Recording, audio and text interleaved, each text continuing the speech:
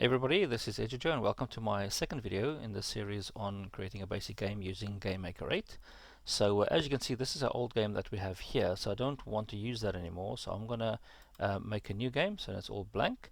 And then remember in the previous video I said you always start this by creating a sprite, then changing the sprite into object, and then creating a room, and so on. Just something to add once you create, again let me just zoom into that one.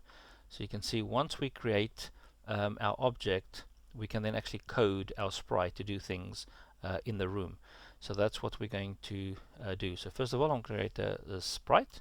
So I'm going to click on it. I'm going to use the coding convention by using the first three letters, SPR for sprite, and then I'm going to say ball for my bouncing ball, and then I need to load my sprite. This is the image or the picture that we'll use to represent whatever that is. So I'm going to click on that, and apparently I have to move this way. Let me just bring this closer. And there's different ones, but this is the one I actually created this morning, so I'm just going to select that one, and you can see it's over there, and you can see it's got a height and width of 34. It was supposed to be 32 by 32, but somehow that has changed. Interesting. Right, so anyway, so we can use a 32 by 32 grid anyway. That's all I want to do on this, and then I'm going to say OK.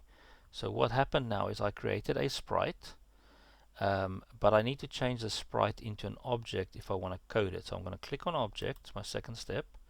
I use the same naming convention. I'm going to call this ball, but now I have to select a sprite for the object. So I'm going to click on here and select sprite ball for the object ball.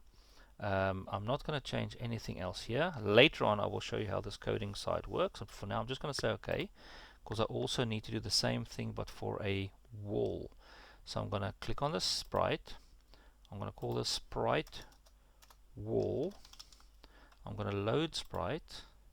I'm going to select the wall I made this morning. That is actually 32 by 32, which is cool. And let's just see, everything else looks fine, so I'm going to say OK. So I've created my sprite wall, and then I have to change that sprite wall into an object wall. So here I'm going to go object wall. I'm going to select my sprite wall, but now I just want to select solid because we want our ball eventually to bounce against our wall. There's nothing else I'm going to change right now. I'm just going to say OK. So now we've created the sprites that we're going to use. By the way, you can use any image as long as you know where you're saving it. You can use any image that you can get off for free on the internet and things, or you can make them yourself, whatever size you want, and then you can use them. So we've got our sprite, we've got our objects, very important, so we can code them. Now we're going to make our room. So this is our room. I'll just bring this a little bit closer.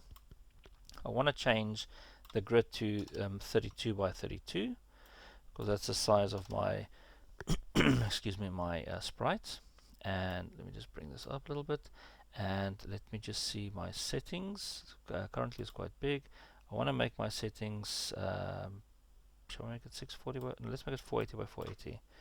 480 by 480. I'm just going to make that a little bit bigger like that. Right, and I want to give my room a name, so I'm going to use this one. I'm actually going to say room.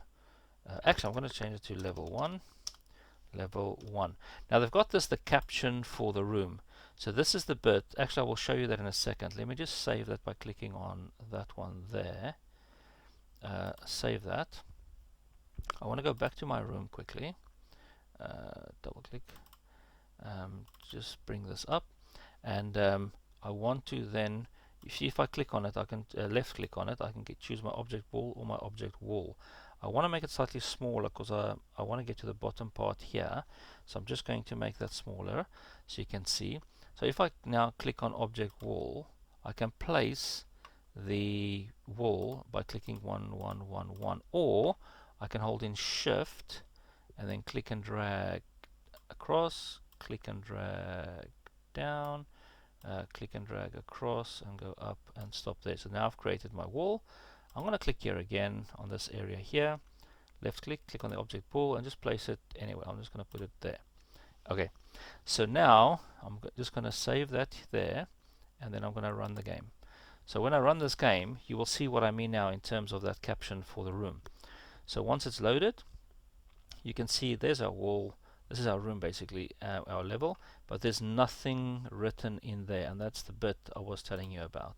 So that, if I just double click, go to settings, this is the caption for the room. So I'm just going to say bouncing ball. So that's what I want. Again, if I click on that one there, it's going to close and save it. So I'm just going to close and save it, run the game, and now you will see we will have at the top, next to the icon, we've got bouncing ball. Okay, so this is the part that we're in now. So we've created our sprites, we created our objects, we've created our first level or our room.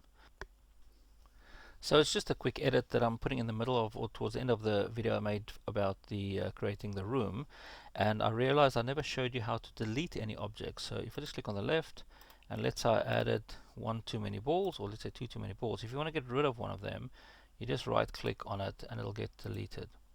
So also if you accidentally had something like this maybe, and you didn't want that, if you want to get rid of it, right click takes it away.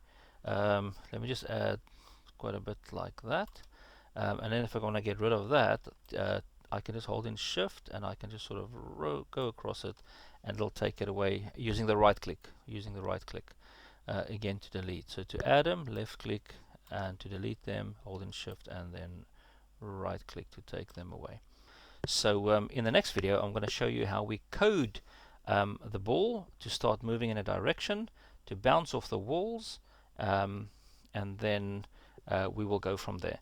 Thank you for watching. See you in the next video. Goodbye.